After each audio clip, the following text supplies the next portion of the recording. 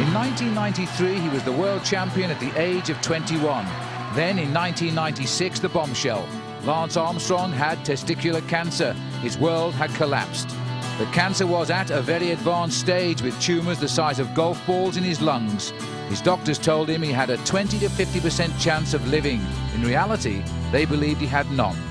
From one of the world's greatest riders to a dying man, Armstrong's future was bleak. Well, at first I was so surprised that I didn't believe it. I thought I was going to die. To live the nightmare that I lived, I've been to hell and back. I realized the importance of me winning the Tour, or me trying to win the Tour, what it does for everybody involved, for the cancer community, for the team, for my family, for my friends. It's fantastic. Hey, you got to be brave and you got to be strong, and anything is possible.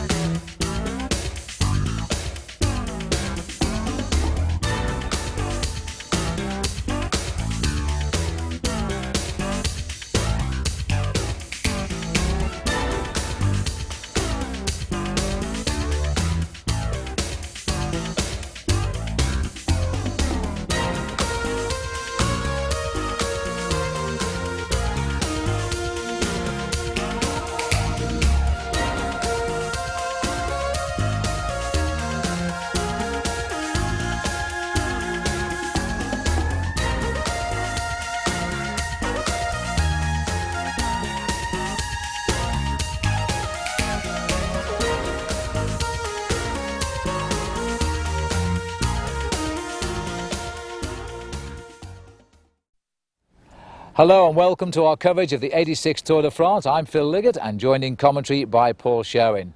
Well, after last year's sensational Tour de France, who knows what we can expect this time around. Here, the start being made outside of the Chateau of the Puy de Fou. The riders facing up to just over 3 weeks of cycling and almost 2,500 miles.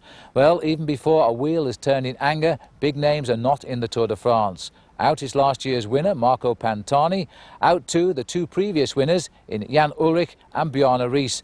And in fact, the Tour de France, for the first time in almost 50 years, has no rider in it who's won the Tour de France before.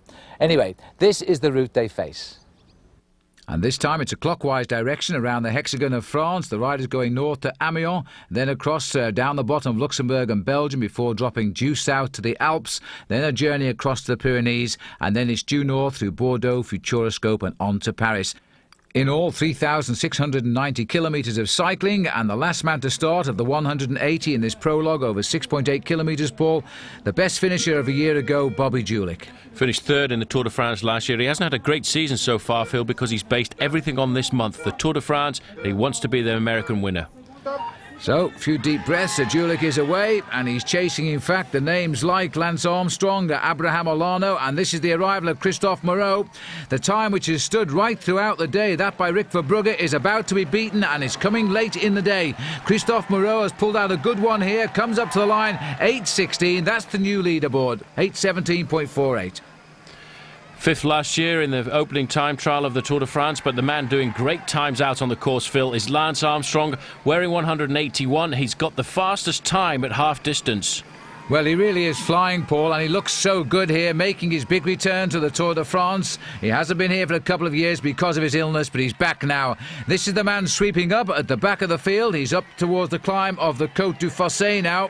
And this is the world champion, Abraham Olano, sandwiched between them, and also looking very good at the checks. All the big names out on the course now. Chris Boorman as well, the winner 3 occasions of the prologue time trial at the Tour de France. He too is out on the course now. This is the right-hand bend. You have have to take this at full bore, 50 kilometers an hour, and try and keep the momentum on the first part of this climb. A massive crowd here. This is the place to watch the prologue. There's no doubt about that as they see the riders in full flight. Back to the finishing line now. The best time in is Christophe Moreau, and I don't think that Pavel Tonkov is going to approach that. He's still a fair way to go down this straight. There's the best time, and Tonkov is not going to be happy with this, Paul, because he's trained specifically for this race. His goal is a lot longer down the road. In fact, he's looking at the end of the 3 weeks to try and climb high up in the overall rankings. Not a great prologue by him. 8 minutes 30 seconds, losing about 23 seconds. But Alex Zula's got a great time. He's coming up to the line now. Now, Zula's been out for 8 months, suspension for taking EPO. He's back. He had a bad Tour of Italy, but it looks like he's come out fighting here today. Zula's on a great time. All of the best time checks. 8:09 at the line, the new leader. Well, at half distance, in fact, Phil, Lance Armstrong was 1 second ahead of him. This is Bobby Julich now on the Côte de Fossé. You can see how difficult this climb is. Julich is out of the saddle. It is a tough climb, and especially on a low-profile machine, and it doesn't look as if Julich is too comfortable out on the road. Oh, Chris Boardman now finishing behind Zula. Zula was a good marker for him, but Chris hasn't got the better of him this time. It's a long way down this straight here at the Puy de Fou. So Boardman, the winner of the prologue last year, he's done it 3 times in all, is not going to do it this time. He's dropped away from it, 8:18.46. That's a bad time for Chris. He won't be happy with that. He's based his season on winning the prologue. The man wearing number 51, Olano, out on the course. But Armstrong is here, and Armstrong is well inside the time of Alex Zula. Well, he's been scorching it all the time checks. What a comeback this could be. There's only 2 men behind him now. Armstrong is the leader, and we'll have to wait. 8:02.5. That is astonishing. Unbelievable, Phil. 50.7 kilometres now. That's nearly 32 miles an hour. Abraham Olano, the time trial champion of the world, is outside the time of Lance Armstrong, so I don't think anybody is going to beat him.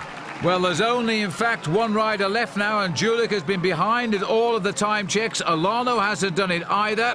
And here is the last man on the course, round the bottom turn. Now it's a headwind finish, and it's not going to be a winning time. Lance Armstrong has made a magical return to the Tour de France. There's the time of Julich, already outside of that of Lance Armstrong. Remember that Julich lost his time trial a year ago in Dublin by just 5 seconds on Chris Boardman. It's going to be a lot more than that now, as Julich suffers towards the line. The clock is counting away from Armstrong. Armstrong will be the first maillot jaune of the Tour de France as Bobby Julich comes over in 8:30.75, 28 seconds slower than Lance Armstrong. Well, that's an incredible start to the Tour de France, Phil. He's back at the camping car. Everybody's there to congratulate him. Frankie Andreu, his 8th Tour de France, the captain of the team, and Johan Bruneel, the team manager. I don't think he could have believed that before the start of this tour. Well, what a start for Bruneel. Indurain did 8 minutes 12 seconds over this course in 1993, and now Lance has gone 10 seconds quicker. Zula, by the way, finished second to Indurain, 8 seconds slower. Now he's finished second to Armstrong, 7 seconds slower. So at least he stays consistent. But this is the new wearer of the maillot jaune, the first wearer indeed of this year's Tour de France. Lance Armstrong gets the yellow jersey ahead of Zula, Olano and Morrow. Let's now go to Gary Imlach, who is interviewing Lance Armstrong at the finish.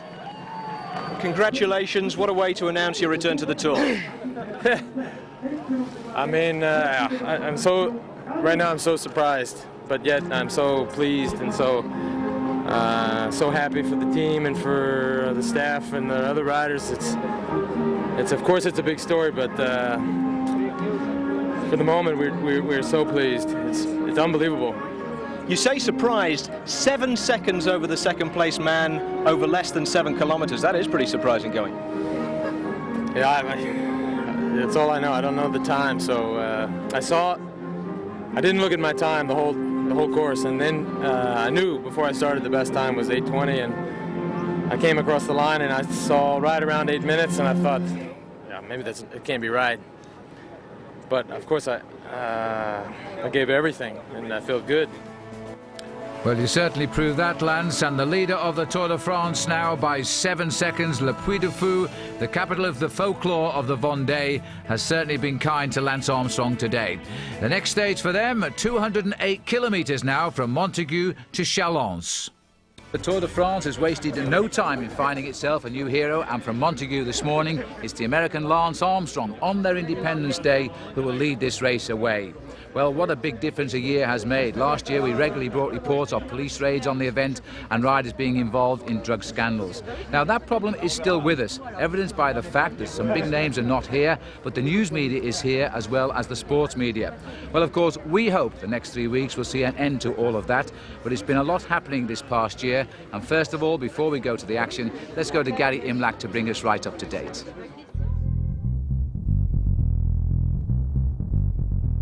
It started with an arrest. Festina team masseur Willy Vert caught at the French-Belgian border with a carload of the performance-enhancing drug EPO. 9 days later, the world's top team, led by France's favourite rider Richard Virenque, were thrown out of the race.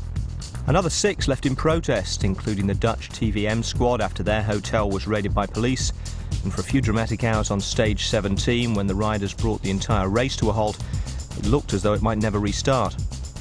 By the time Italy's Marco Pantani claimed victory in Paris, along with fewer than half the riders who'd started, it was clear that the end of the tour wouldn't be the end of the matter.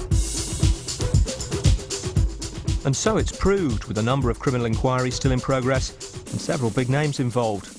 Casino rider Rodolfo Massi is accused of trafficking, Onthay's team doctor Nicolas Terrados of doping. From Festina, Willy Vert, manager Bruno Roussel, Dr. Eric Reichardt and Richard Virenque are all under investigation. Most of Virenque's teammates eventually admitted drug use, served bans and are now riding again. But Virenque denies everything, despite increasingly detailed allegations from Willy Vert, who's published a book complete with pages from the drug-dosing diary he kept at Festina. Among other visitors to the investigation headquarters in Lille have been some of the most powerful men in cycling. Jean-Marie Leblanc, director of the Tour, and Hein Verbruggen, head of cycling's international ruling body, the UCI, have both been asked how much they knew of any abuse and whether they could have done more to fight it. Certainly they're trying now. In January, the UCI announced quarterly medical tests for all riders, albeit administered by their teams, along with surprise tests of their own both in and out of competition, and increased penalties for any transgressors. The French Federation launched a long-term programme to keep tabs on every aspect of a rider's health, and team sponsors drew up their own anti-doping charter. The Tour added a moral condition to qualification. Les organisateurs se réserveront le droit de récuser jusqu'au départ de l'épreuve tout coureur et toute équipe qui porterait atteinte à l'image et à la réputation du Tour de France pour fait de dopage notamment. Still, not everyone seemed to get the message. Quelle puissance! Quelle force! Extraordinaire! In May, the world number 1 Frank van den Broek was arrested over his association with a Paris horse doctor accused of doping. Also on the doctor's list of patients, Richard Virenque, who was fined by his new team Polti, but allowed to ride the Giro d'Italia. Which brings us to the real shocker, Marco Pantani, defending champion of both the Giro and the Tour, thrown off the race for an abnormally high red blood cell count. In questo momento vorrei solamente un po' di rispetto e un saluto ai tifosi. Mi dispiace solo per il ciclismo. Pantani and van den Broek saved the Tour organisers the agony by ruling themselves out of this year's race. But that still left some tough decisions. L'équipe TVM Farfrit est, dans son ensemble, récusée. Le coureur Richard Virenque n'est pas le bienvenu cette année dans le Tour de France. As well as Virenque and TVM, the final exclusion list had on it Philippe Gaumont and Laurent Roux, who've both been banned for drugs, Onthay's team doctor Nicolas Terrados, and manager Manolo Saiz, who'd lambasted the Tour organisation as he led his team out of the race last year. And that should have been that, except that Polti and Onthay both appealed to the UCI, citing a dusty old rule about how much notice they should have been given of their exclusion. The UCI listened with the rapt attention of an organisation scared to death of being sued and promptly applied the letter of the law at the expense of the spirit. Reluctantly, the Tour had to admit both Saiz and Virenque, whose arrival at this year's race looked depressingly similar to his departure from last year's. On the face of it then, a bit of a mess, but at least it's a public mess, and if all the debate and scrutiny contributes towards cleaning up the sport, then it'll also have been a useful mess. Certainly yesterday's blood checks on all 180 riders were a useful step forward, and you can bank on there being plenty more of those as the race continues. And talking of the race, let's get on with today's. Well, Gary, it's been a typical day in the first stage of the Tour de France here. A long breakaway by Thierry Gouvenou, 124th after the prologue, and he's been out front by over 6 minutes. He's been caught now, inside 3 kilometres to go, and the sprinters are going to have their say.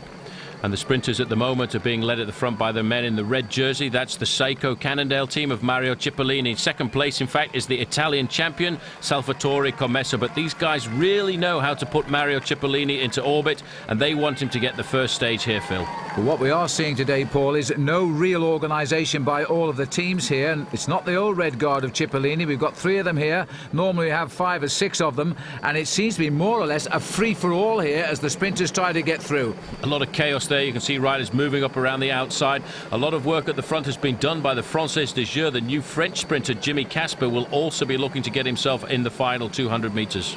Well, the French are pinning a lot of hopes on this young man. He's very rapid. This is his first Tour de France. Because of his good sprinting and winning, he's been put in the team here. He's not expected to go the distance, but he's expected to win a stage in this opening week. Now the riders swarming up for the line. Casino rider on the front at the moment. And now as they start to run through here now, on the far right there, the white jersey of Henk Vogels trying to pick up Stuart O'Grady. O'Grady wants the green jersey this year, and he said so. Eric Zabel's going to give him trouble, though. Zabel tucked in off to the left of our picture.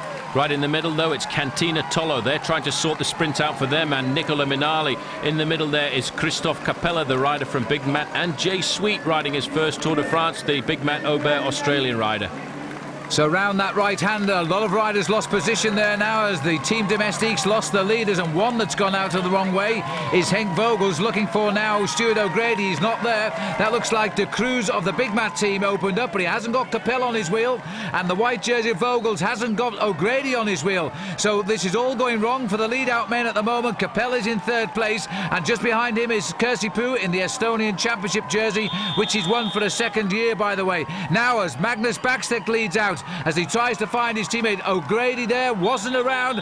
Now coming on the far right, Jan Kursipuu is having a go. A big challenge coming too from Tom Steels on the left. It's Kursipuu, Steels for the line and trying to get in on terms. Cipollini is out of this one as Kursipuu takes it on the line. They said he wasn't a man for the big occasion. Well, he is now, but he hasn't done enough to win the leader's yellow jersey, but he's done enough to win the stage. Magnificent performance by Jan Kursipuu. He really came through out of nowhere. You can see on the left-hand side a big challenge from Tom Steels. On the right-hand side there is Eric Zabel. He's looking at the points jersey, and he doesn't seem to have the zip that he had a couple of years ago. So victory then to Jan Kursipuu, and what a great one as he stands on the podium, his first ever stage win in the Tour. Jan, this area has always been very successful for you, but did you think you had a chance to win the Tour de France today? I thought about it, yes, all the day already, and especially when I saw the results of yesterday's prologue. I saw that I was the best sprinter. I did the best time among the sprinters, so I thought it's maybe a sign for today. Yes, and a very good finish indeed, but not quite good enough for the yellow jersey. He's still down the way a little bit. Lance Armstrong keeping his advantage of 7 seconds over Alex Zülle and 11 over Abraham Olano. It's great to win the yellow jersey, but actually to ride throughout the stage of the Tour de France wearing yellow must have been a special day for you. Yeah, it's cool. It's like I said a minute ago, I was so nervous this morning. I thought I was, I thought I didn't have my bike shoes or my helmet or something, but in the race I felt more comfortable. So 2 days in yellow for Lance Armstrong, leading Alex Zülle by 7 seconds, and Abraham Olano 11 seconds in 3rd place. Christophe Moreau, after his great time trial, is 4th, and Boardman, same for him, he lies in 5th place. Jan Kursipuu is the sprinter, he's 16 seconds off the pace. And it's good to see Stuart O'Grady's name on the list as well. Now they're facing up to stage 2 from Chalons to Saint-Nazaire, and this will be another flat ride across the bridge. This morning, although conditions are still overcast, no sign of rain yet, as the riders now say goodbye to the Vendée and they head up to Saint-Nazaire. Basically, this is a flat course, but it does have some unusual features, and this morning Gary Inlac was out early to have a look at one of them. Phil, this is the 84-kilometre mark of today's stage. At least we think it is, because to be honest, the road markings are a bit hard to make out. And that's because the road is a bit hard to make out, submerged as it is several feet beneath the Atlantic. This is the Passage du Gois, which connects the Ile de Noirmoutier and the French mainland. First crossed in 1766 on horseback, as commemorated by a plaque on the wall of the local CAF. and ever since by a variety of other means. Only at low tide though, because this is the Wimbledon of local access roads. The covers only come off for about 4 hours a day, which makes time in the supermarket run a crucial issue for the islanders. There are a series of safety platforms along the 4.5 kilometre route just in case the tide turns against you, but you'd be hard-pressed to get the weekly shop up there with you, let alone a family saloon. Plenty of people have made it across though, including the German army in 1940, and the Tour itself the last time the race started in this part of France 6 years ago. On today's route, the riders will head out to the island via the modern bridge, and conditions permitting, back along the cobbled causeway to the mainland. If the tour organisers have read their tide tables properly, we should have some pretty spectacular shots along here later on. If not, it'll be a quick ring round for Charlton Heston's agent's number. Back to Phil. Thanks, Gay. Let's hope the tide's out by the time we get there. The rollout, 110 miles today from Chalons. These are the principal players at the moment. Mariano Piccoli in polka dot, King of the Mountains. Lance Armstrong starting his second full day in yellow. And on the right here, Jan Kirsipuu. A dream start for the Tour de France for Lance, but I have to tell you one thing, Phil, he's going to get really challenged today by Jan Kirsipuu, who's only 6 seconds off. But at the Passage aux Gois, Armstrong is going into that area there. In second position, he's riding very well. Well, they've raced flat out here to be sure they got onto this narrow road and saw the front of it. And you know, Paul, I heard there's something like a crash there, and there it is. It happened at the back of the field. A number of riders are down here. This is a massive pile-up here. There's bodies all over the place. There's 1 or 2 riders down there and injured. I can see a rider from US Postal sitting in the middle of the road there. That looks a bit like Jonathan Waters. There's another man getting up there as well, riding off. But this has caused a big split in the main field. But Armstrong predicted this, and he's right near the front. There's an awful lot of riders have been delayed here too, and that's Calcaterra from Seiko also. There's a wrestling match going on there. Let's have a look at the crash now. Watch the bottom of your picture here, because they start to fall on the left, and because the road is so slippery, I think there's a whole ricochet effect here. What's happened is those first 2 riders have gone down, and the people behind have all panicked. They've touched the brakes and the wheels have locked up. Mario Cipollini wasn't involved because he's at the front in this small group. There is the green jersey of Jan Kirsipuu. Magnus Backstedt is there as well for Crédit Agricole, and there is the yellow jersey of Lance Armstrong with a good teammate, George Hincapie. Well, this could be a gift sent from heaven here, Paul, because this is a small group of about 12 or 13 riders. Trapped in that back group are some of the big players. Alex Zülle was involved in that fall. So too is Michael Bogart, 2 principal players. Look how the field is split up here. Now, remember, we are 84 kilometres covered now of a 176 kilometre day, so they've got chance to recover. There's still 110 kilometres to go to the finish now. Hincapie's moving to the front, putting the hammer down there. He'll be happy to see that his man, Lance Armstrong, in the yellow jersey's got across this area in safe conditions. But Race Radio Phil telling us 1 more serious member in that break, in that accident there. In fact, Ivan Gotti too has gone down, the winner of the recent Tour of Italy. Well, as far as we know, most are up and riding. There has been a call for the ambulance, but most seem to be on the way now as the riders start to exit the Passage du Gois. Well, the last time we came across here was 1993, and now a little group has formed at the front. It's swelled somewhat, Paul, but still missing here as we head towards the Pont de Saint-Nazaire in the distance there. That itself, by the way, is a 4th category climb. We're now approaching 166 kilometres, and the gap is growing. Unbelievable. There are 75 riders in this group, and although Alex Zülle's Banesto team really chased hard to try and limit their losses, they held it at 30 seconds for a long time, Phil, but the last official time check we had was in fact they're more than 4 minutes behind this leading group of riders. Well, they've worked so hard in this breakaway. The chase, I think, has gone off at the back now because they're very dispirited. There's 3 good riders caught back there, Bogart, Gotti and Zülle. This has been a terrible day for them as they go over the Pont de Saint-Nazaire. Once over the top of this, it's only 10 kilometres down to the finish. And here's Gotti here now, number 61. They are losing huge time. A lot of riders losing big time today. There's Manuel Beltran, but at the finish it's a big lead out coming for Eric Zabel, and this is Stefan Wesermann right on the front. And this is a huge gap as well for this breakaway group. What a gift now as Lars Mikkelsen goes for it. And Jan Kirsipuu is there now. Well, he's done so well today. He's won all of the sprint bonuses. He's racing for the yellow jersey now. Armstrong safely in the pack. He's gaining time over his rivals. Mikkelsen looks over, waiting for somebody else. Jimmy Casper goes on the far right now. Casper makes it. Martinello tries to grab his wheel. Zabel is there too in the pink top. But here comes Mario Cipollini on the far right now. And poor Jimmy Casper's gone far too soon off on the left now as Tom Tom Steels comes and Kersipou tries. Steels gets it. Steels on the line, and right alongside him there was Mario Cipollini. But it was a close finish. Steels gets the win, but Kersipou should get the yellow jersey.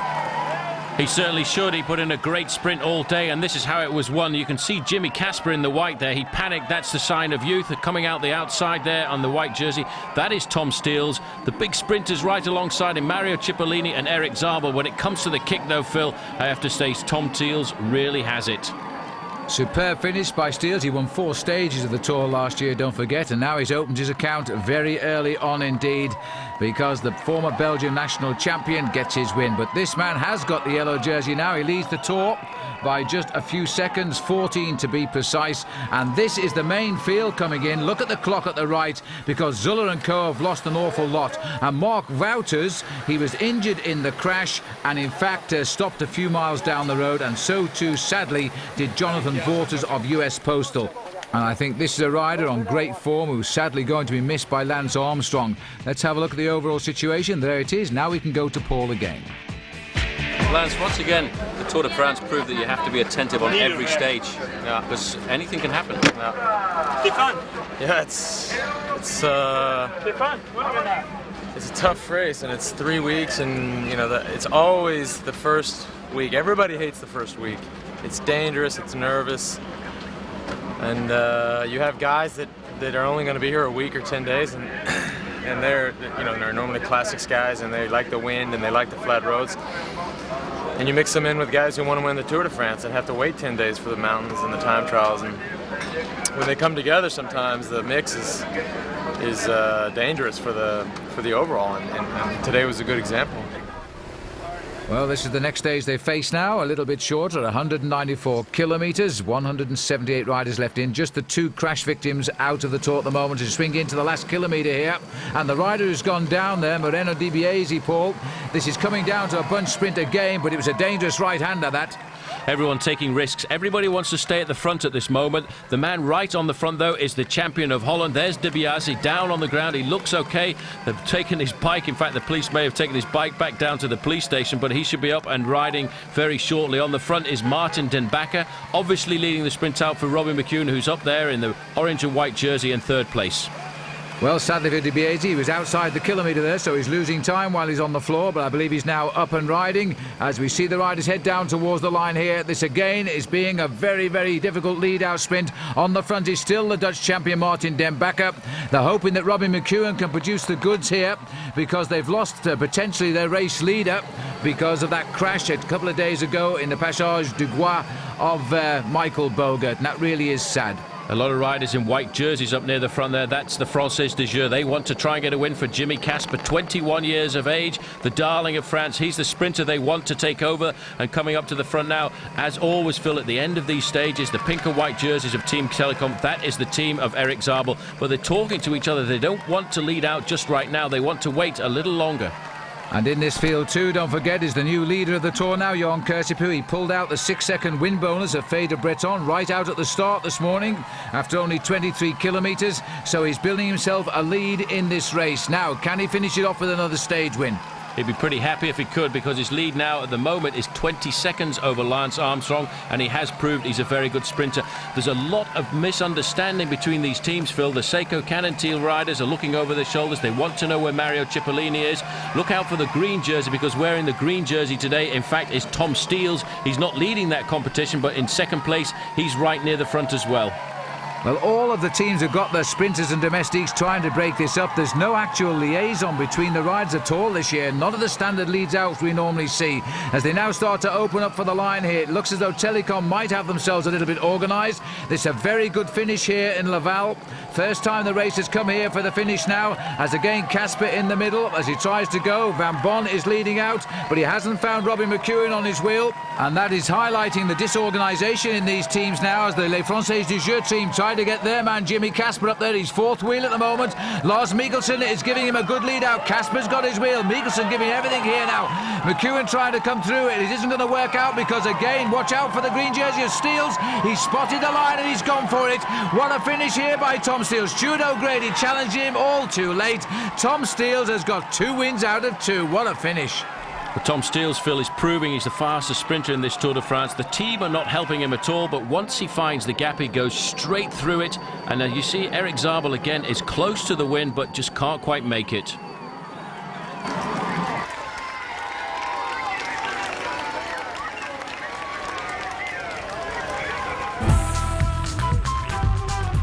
The riders in the Tour de France are always under pressure. The last thing Jackie Giron wanted was a slap in the face from his own team car. And let's hope he didn't damage the machine either, because one of those Lotto bikes is our competition prize this week. And if that wasn't enough, poor Jackie was almost run over by a rival team car. In the end, with pain a part of his daily life in the Tour, the Frenchman continued and is currently 170th overall. But when your luck's in, it's really in.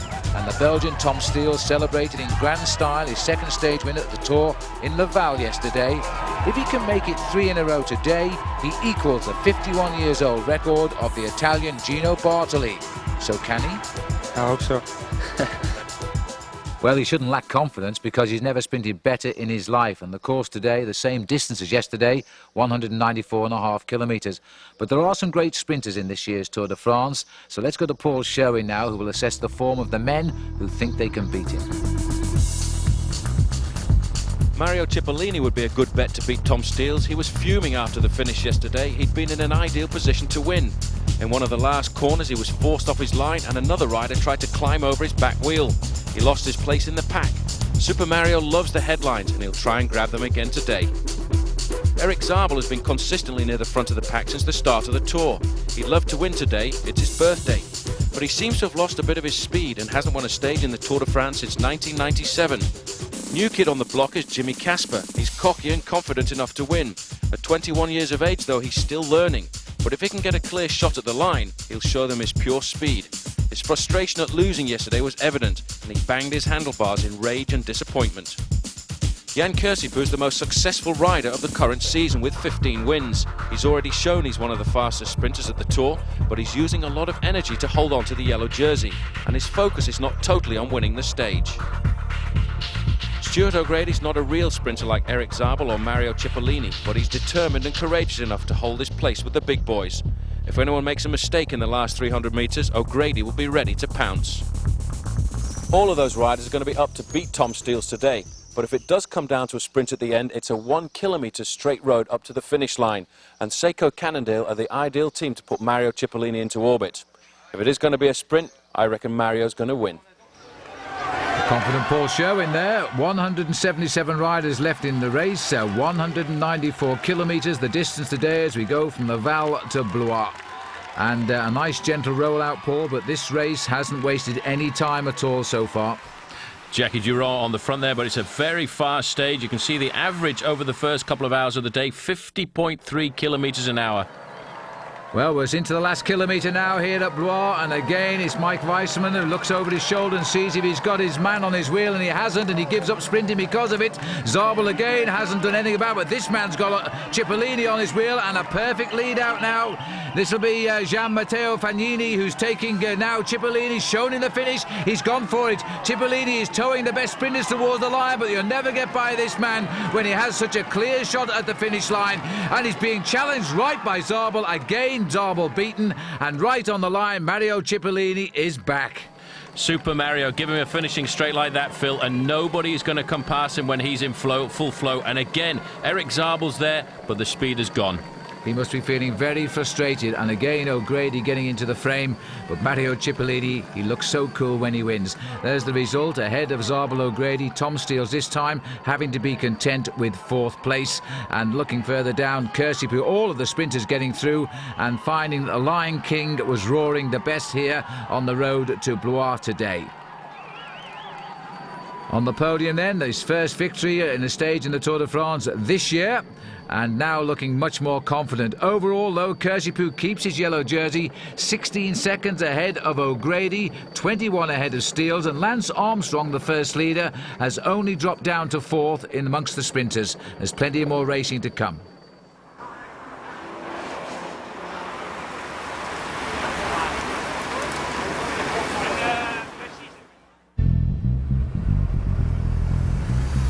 50.355 kilometres an hour in the Tour de France yesterday, a record average speed, the first time the riders have ever beaten 50 kilometres an hour for a road race. In fact, that's the speed we're driving along at the moment, to give you some idea. Even in the town of Blois, the riders were exceeding the speed limit, and Mario Cipollini is the man that won the day. Let's go to Gary Imlach now to tell us more about an extraordinary day in the Tour de France. You know, yesterday's stage was so fast it was a day early, because for purposes of perfect symmetry, the new record really should have been set here in Amiens, where the old one was. In 1993, Johan Bruneel clocked just under 49.5 kilometres on the stage from Evreux to Amiens. And there was no peloton to help pull him along either, just a cooperative westerly wind at his back. As the crowd start to applaud him, and then the clock will tell us whether in fact he's done enough to wear the yellow jersey tonight. That's why he's fighting all the way to the line. He crosses the line as the winner. Funnily enough, the next man in behind him that day was Mario Cipollini, winning the sprint for second place and taking the yellow jersey. Yesterday, the roles were reversed. Like everyone else, Bruneel was behind Cipollini in the support car of the US Postal Team, where he's now manager. It was logical. It was a very, very strong tailwind, and the records are set to be broken. So yesterday it happened. The good thing of the part is that it was broken by Cipollini. When I set the record, he was second, so I'm not there anymore now. He has the record now. And as it turned out, he'd set it despite the weight of a huge chip on his shoulder. 32 years old and in the final year of a lucrative contract with Saeco, Mario revealed after the stage that he'd been unable to agree terms with his old team for next season. Ma è la sensazione quando hai magari un bel Mercedes però 6.000 di cilindrata, è uscito il modello nuovo e la gente magari opta per il modello nuovo che ha sicuramente caratteristiche inferiori al vecchio modello. Of course, even an old Mercedes will still leave a field of Ford Escort standing, as Mario's already demonstrated this year with 4 stage wins in the Giro d'Italia to bring his total to a record 29. Lampre and Cofidis are rumoured to be among the teams willing to offer the old clothes horse a costume change for next season, with colour scheme probably just behind cash and length of contract as a deciding factor. In the meantime, 2 big questions remain. Does having a picture of Pamela Anderson on your handlebars qualify as an artificial stimulant?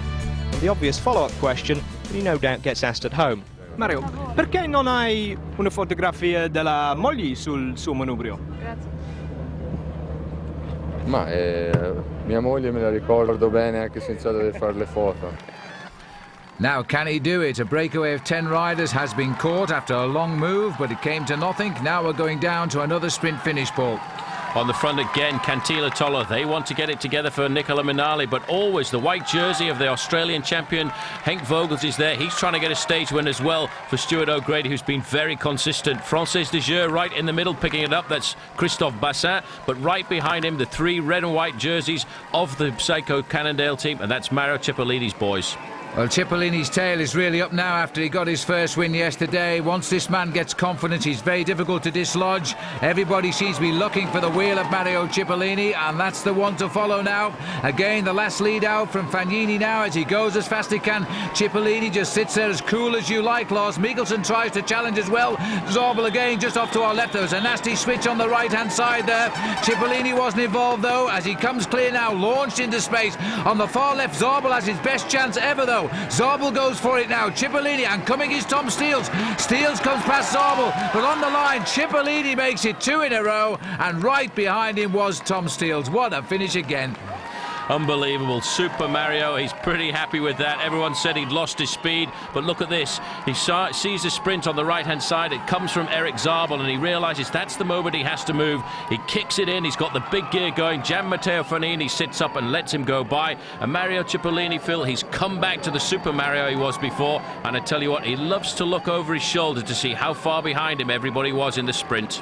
Well, Zabel just went too soon. It looked as though he had the speed, but he faded, and then when he faded, Cipollini won, and coming in there in 3rd place, the yellow jersey of Jan Kirsipuu. So he gets a useful few seconds bonus as well, behind Cipollini and Steels. Robbie McEwen not quite there yet, 4th place for him. Zabel faded to 5th. So 2 out of 2 for Cipollini. He's now looking at the possible equaling of Bartoli's record of 51 years ago, but no change overall.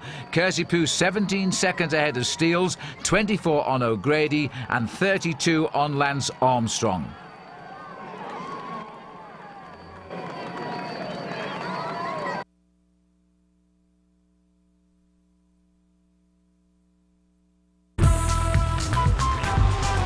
The Tour de France reached the Somme on the beauty of the Picardy yesterday. Playboy Italian Mario Cipollini started his day in beach mode, and then he finished it in full flight to take his second win in a row. 2 days ago, the star sprinter was Tom Steels, and Super Mario was anything but. Now, having won the fastest stage ever in a Tour de France on Wednesday, Cipollini has his sights on Gino Bartoli's 51-year-old record of 3 wins in a row. It could happen today. Well, you just can't suppress Mario Cipollini, and if things go well for him tonight, he could be in the leader's yellow jersey too. He's now the second rider this week to have a shot at Gino Bartoli's 1948 record of 3 stage wins in a row. Here's Gary Imlach now to look at the opportunity for Big Mario to put his name in the record books for the second time this week. Mario has never actually finished a Tour and has never won a stage past the traditional sprinters' territory of the first week. However, he is the best sprinter of his generation, and a win today would put him alongside one of Italy's greatest cycling heroes. As soon as yesterday's stage was over, he was already thinking about it. Sarebbe una bella cosa fare 3 vittorie consecutive. Mi sembra che sia già qualche anno fa che non avviene, perciò sono uno che è adatto a battere il record e speriamo che questa sia una cosa possibile. Actually, Chippo already has a hat-trick of sorts in the bag, because this is the 3rd year running that he's scored consecutive wins. In '97, he took stages 1 and 2 before Eric Zabel beat him on an uphill finish in Plumelec. Last year it was stages 5 and 6, which turned out to be bad timing, because stage 7 was a time trial where he was never really likely to challenge for the win. This year could be his best ever chance. Mind you, if he's feeling the pressure, he's certainly not showing it. Chippo spent most of yesterday working on his tan lines and reenacting his favourite episodes of Benny Hill. When it comes to the crucial last kilometre though, he's all business, marshalling his lead-out men from behind to make sure he's in the perfect position when it matters. Però un input ci vuole dalle spalle, è soltanto il fatto di riuscire a capire se sono a ruota. Io chiamo Fagnini chiama Mario, e quello è il momento che siamo tutti in linea e lì possiamo partire. Diciamo che questo è un meccanismo che non serve provarlo, perché ormai da anni che lo facciamo, è una cosa come le triangolazioni tra i calciatori vanno.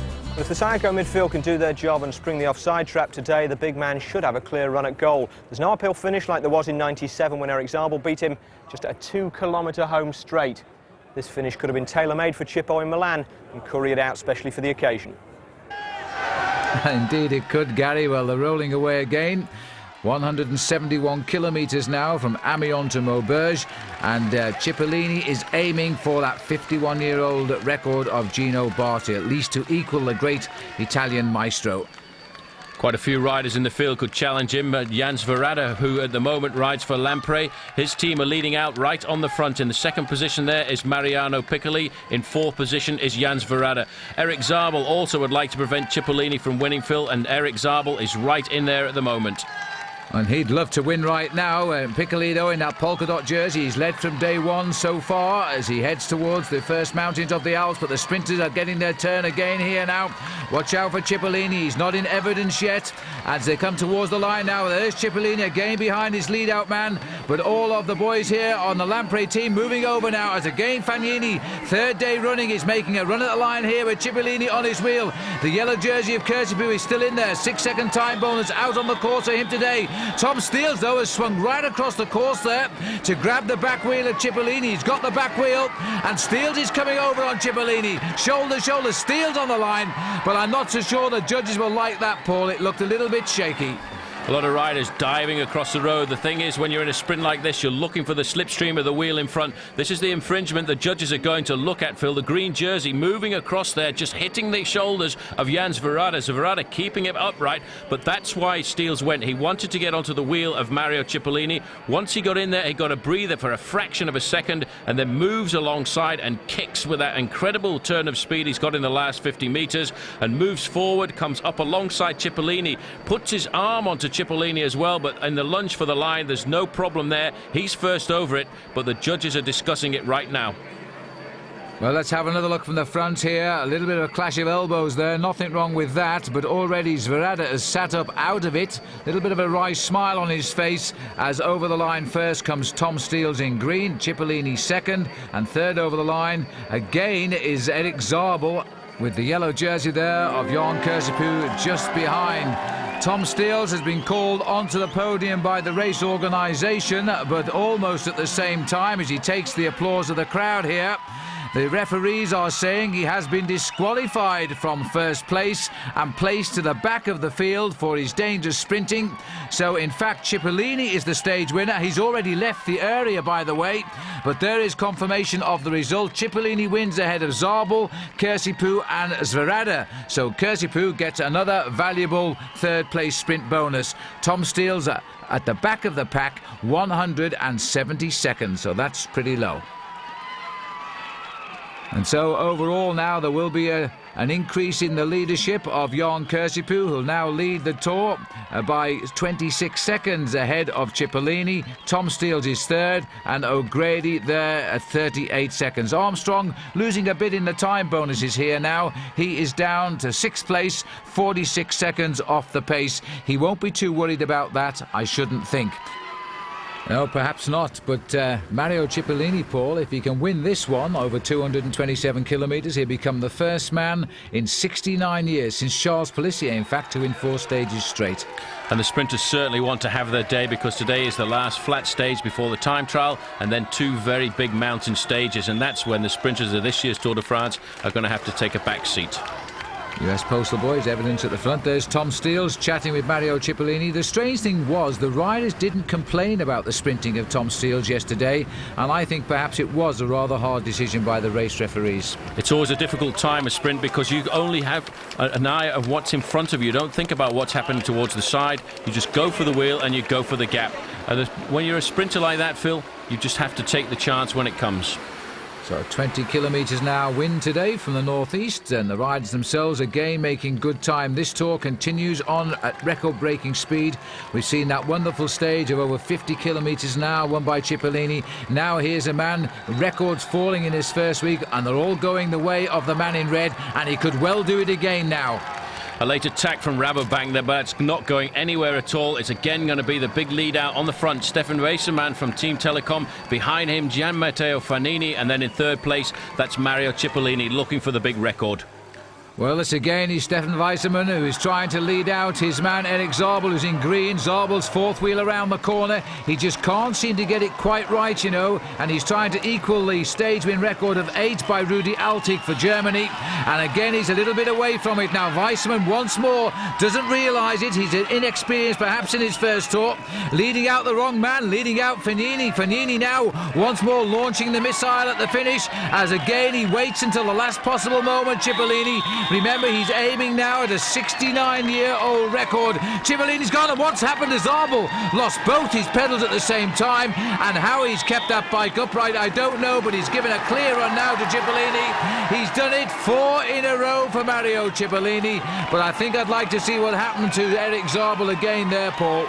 That was unbelievable. Both his feet came out of the pedals at the same time. I really don't know how he stayed upright. But this is the kick. In fact, you can see both legs came out. They went behind him. He managed to pull them up, but he never let go of the handlebars, and that's how he managed to control the machine. But that had nothing to do with the win of Mario Cipollini, because Cipollini was already in the lead, almost a length ahead of Stuart O'Grady, and once he'd got the chance of that great record, he just put his head down and went to the line. O'Grady had to be happy with second. Yes, poor old Stuart, but at least they all got out of the way. A potential crash there from Erik Zabel, as this man just looks over his shoulder, makes it look so easy. He's now got 4 wins straight, and he's also got the fastest stage ever of the Tour this week. Cipollini then winning ahead of O'Grady and Kirsipuu. Overall, Cipollini still 14 seconds off yellow.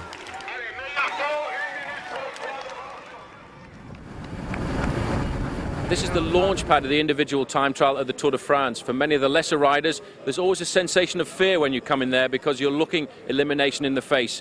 But for the big names, it's the first time in a week that they have to come out and really put their cards on the table, because at the end of the individual time trial that we get an idea of just exactly who's going to win the Tour de France.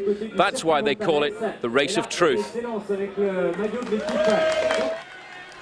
And this man who's surprised at the Puy de Fou in the prologue is at it again here because his checks are very, very quick at every mark we go through, Paul. He is rewriting the time checkbook. But this accident out on the course, and this is Bobby Julich. We've heard about it, now we can get a look at it. Paul Julich has misjudged his right-hander and has gone down very, very badly indeed. This is one of the most dangerous parts of the course, but Armstrong has ridden by him. Armstrong himself realising that he is doing great times out on the course. Boardman set the early times, but now Armstrong goes through here after 33 kilometres with the best time covered. And this is what is happening. Lance Armstrong, it's all coming together again, just like it did on the Puy de Fou. This is a man who really has learned to time trial and is beginning to embarrass everybody, especially the rider in front of him here, because he's pulling back man after man. This looks like George Hincapie. Yeah, his teammate Abraham Olano looks as if he's had a problem going round one of the corners there. He's back up on his machine. He's getting pushed by one of the spectators at the side of the road, and he must have lost it in that corner, Phil. Well, I think it's a left-hand corner. He's just we can have a look at it again here now. It's a left-hand corner, completely out of control. There's no way he was going anywhere. He locks up his back wheel. Well, thank heavens there was a straw bale there, but that's called a headstand in front of the public, and the world champion is going to be embarrassed about that because, in fact, Armstrong is coming right up behind him. Armstrong is riding an incredible race, starting 2 minutes behind the world champion at the time trial. He's already got him in sights, and this is going to be a double blow, really, to Abraham Olano, the world champion at this discipline. Well, you know, Abraham Olano has never been caught as a professional in a time trial before, and all that is about to change, and Armstrong is the man to do it. Is there no end to this rider this year because Armstrong just can do absolutely nothing wrong? Well, the last time I saw him ride a time trial like this, Phil, was 1996, the Tour du Pont, which he absolutely dominated. He won that time trial stage there at over 32 miles an hour. But he has changed. His position on the machine has changed. He's got a very aerodynamic helmet.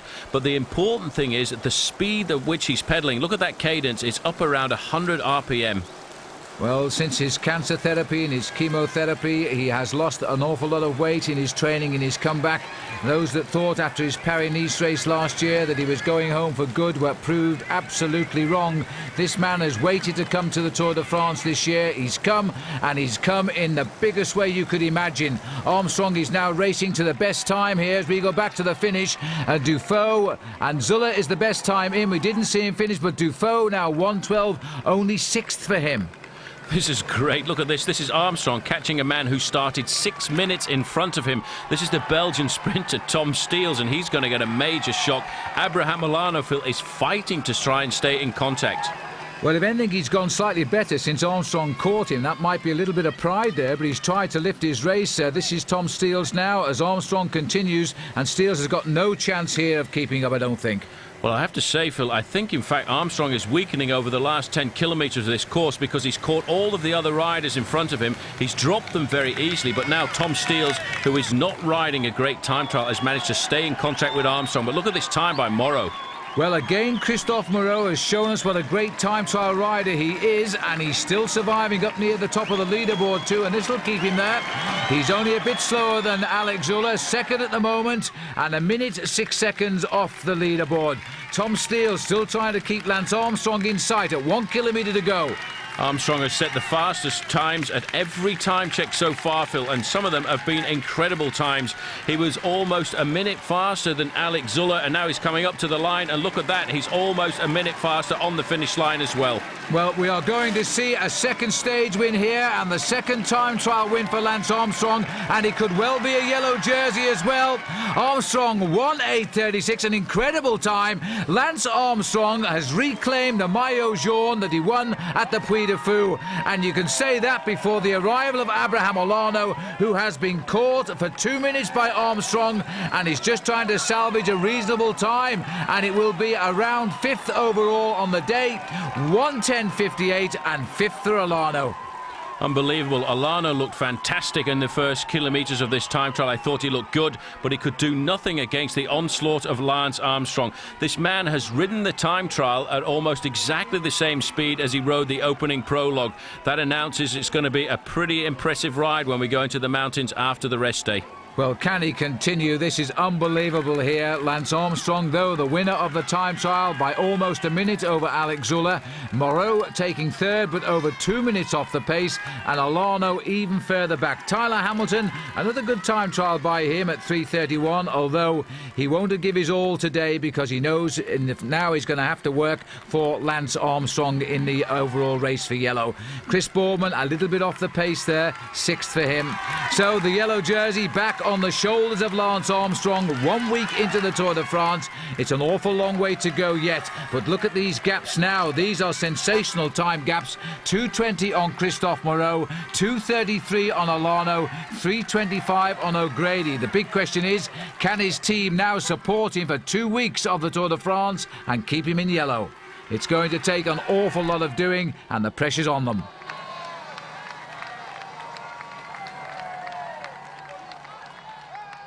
Hello and welcome to Tour Plus. Well, after 1,468 kilometres and 9 days of racing, the Tour de France has reached the mountains. For some, they are high roads to conquer and bring joy and celebration and the happiest of memories.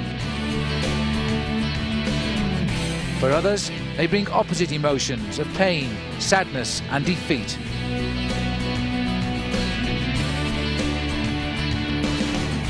Since the Puy de Fou, this race has been a fairy tale for Lance Armstrong. Now, having excelled on the flat, does he fear the 2 days ahead? Coming into the Tour, I thought, and my coaches and the people on the team thought that my strength in the Tour would be my climbing and not my time trial. And so if that holds true, then I might be able to hold on.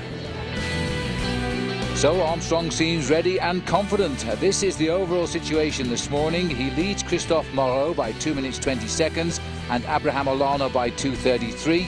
Stuart O'Grady, the Australian, also doing well in 4th. Of the others who should look forward to today, Pavel Tonkov is 13th and 5 minutes 10 seconds back. Alex Zülle, after a good time trial, is creeping back at 7:08. And Chris Boardman, he'll have a tough day today, but he's still riding the Tour in 123rd position.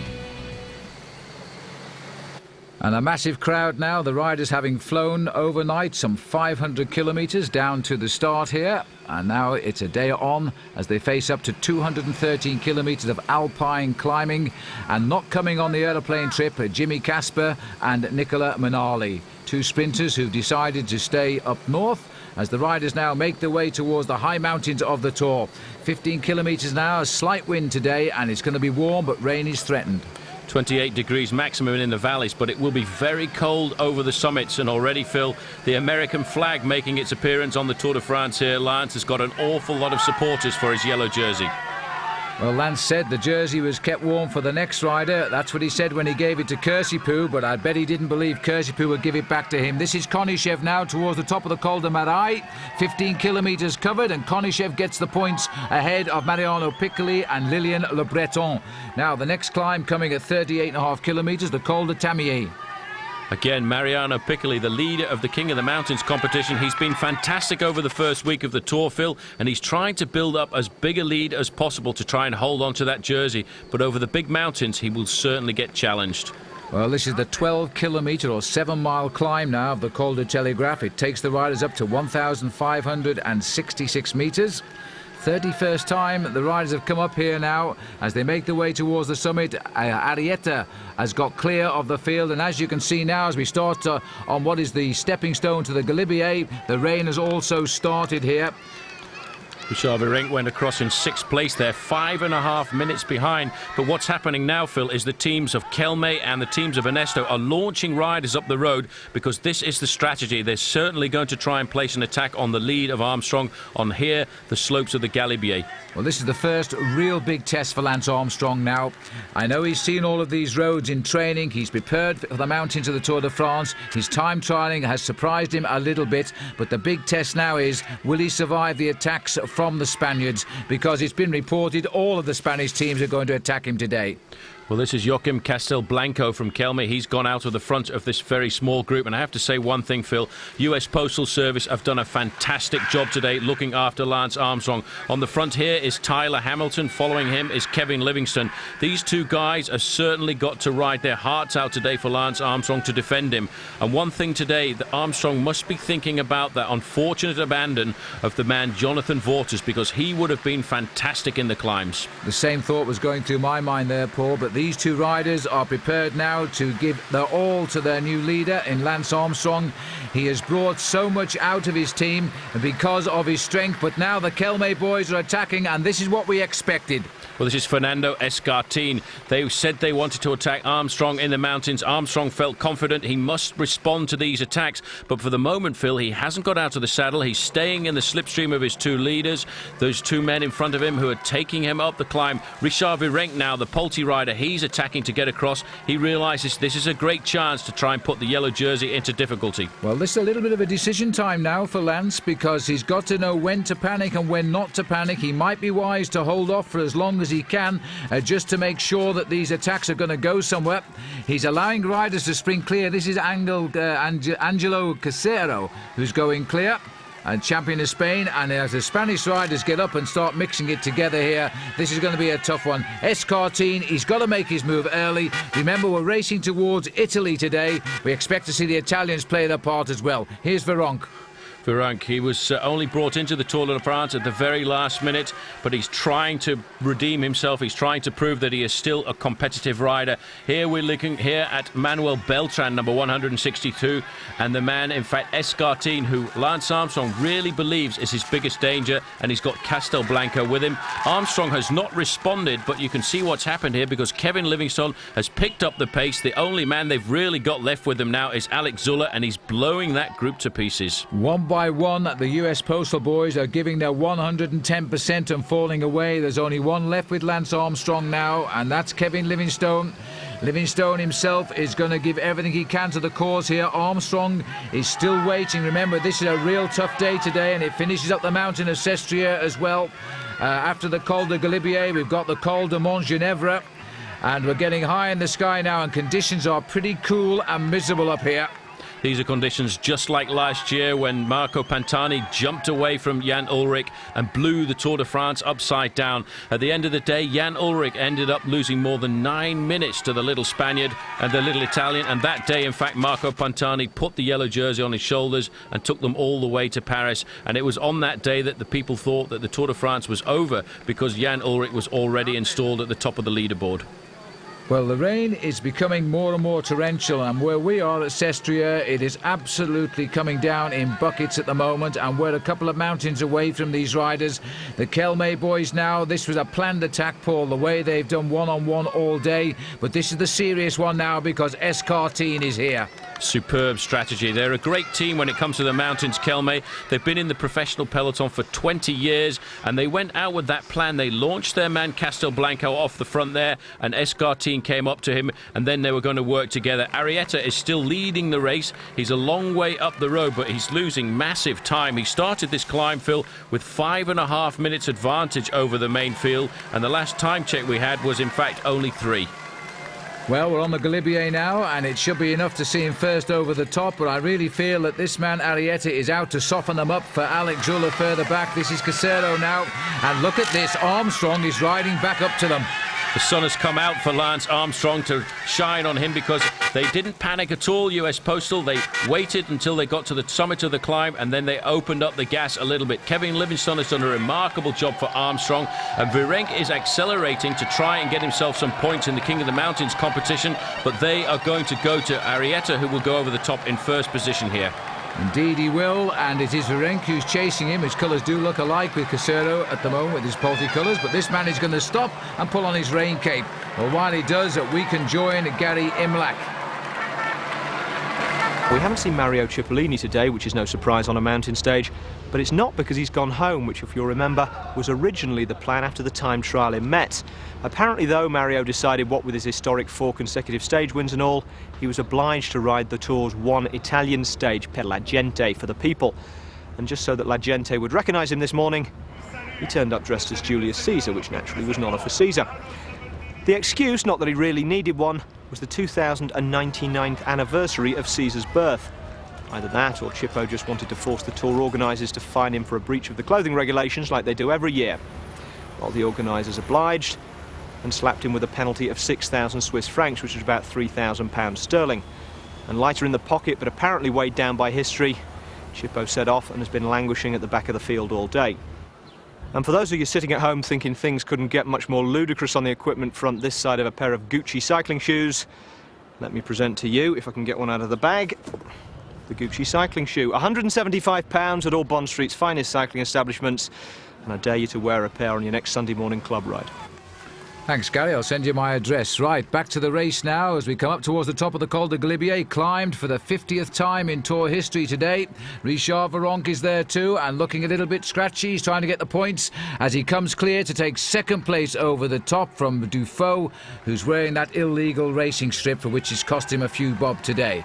It certainly has, but they're not too worried about that at the moment. What they're worried about is getting themselves down off the Col de Galibier. Jose Luis Arrieta was first over the top, but Phil, further down the climb, Abraham Olano is having a serious problem. Well, Olano always seems to have a problem with the Tour de France. His best finish is fourth, and again dropped on the climb. It all started to go wrong on the Col de Telegraph for him, and he's now going over the top a long way behind here as the whole field finding the weather not at all good, as it so often is on the first day in the mountains. Stefano Gazzelli, the Mercatone Uno rider, on the front there. Alongside him, Giuseppe Guerini and Vladimiro Belli. But I have to say, Christophe Moreau, the Festina rider there, is doing a fantastic ride. He was currently second overall in the standings, and if he recovers on the descent, he may well keep that place till tomorrow. Well, good for him. It's a big test for him today in the mountains, but so far, Lance Armstrong and what's left of his team, which is only one rider, and that is Kevin Livingstone, has come up with the answers to the Spanish riders who have attacked really since the mountains began. This rider, Richard Virenque, again now, who hasn't taken part in the mountains competition until today, and that's what his tactic normally is. Remember, he's won it 4 times in the last 5 years, and he was thrown out of the Tour last year as the linkage with the Festina doping system. Now, as we start on to the next climb of the day here, up the climb of Mont Genèvre, this is the stepping stone to Sestriere. The top of this climb takes us into Italy, and a general regrouping. They're only 44 seconds back now. And a lot of big riders in that group. Pavel Tonkov, Abraham Olano, they're all trying to get themselves back up to the yellow jersey group of Lance Armstrong. In fact, both Kevin Livingstone and Tyler Hamilton are in the second group on the road. So that leading group of riders, in fact, Lance Armstrong is on his own. And this is when the attacks are certain to come from Escartine and Zuller, who are on the front of the group at the moment. Well, the field regrouped, a front group of some 9 riders getting together on the descent of the Galibier down into Briançon. And now on this climb here, Armstrong looks to be looking very, very good indeed here. We've got Casero and Virenque both together, and sitting there at the back is Contreras. Moving into that group as well is Ivan Gotti, the winner of the Tour of Italy this year. Obviously wants to ride well on the slopes of Sestriere, but this is a very select group of riders. These are the riders who at the end of 3 weeks are going to be fighting it out for the overall win at the Tour de France. On the back there, Contreras, he's replaced the Kelme rider Castelblanco in the front of this group, but in second position there is Fernando Escartine, the man who really launched a searing attack on the slopes of the Galibier. In third place, 61, is Ivan Gotti, but I reckon today he's doing a fair amount of work for Richard Virenque, who's really moving up the rankings in the King of the Mountains competition. Well, this is Escartine and Beltran at the front now. But I don't know if you caught a glimpse then of Armstrong, Paul. He looks so relaxed sitting there watching everybody, rightly so. It's not up to him to attack now. He just watches everybody making the moves. He's built the sort of lead we've seen from Miguel Indurain and Bernard Hinault in the recent past history of the Tour de France. Look at this now. Olano goes under, and he's a long way back. He really is having a hard time. This guy, I felt this year, had a serious crack at the Tour de France, but every time we go into the big mountains, he seems to come under pressure. He's got David Echavarria with him right on the front there, really helping him out. And the other man in the group there with him as well is Perez Rodriguez, who's doing a pretty good job looking after him. But right now it's Manuel Beltran doing a pretty good job nursing this group with his team captain in. Alex Zula sat near the back. Beltran brought in the days of Miguel Indurain, now having to nurse, hopefully to victory, Alex Zula, who has joined the Banesto team this year. There he is.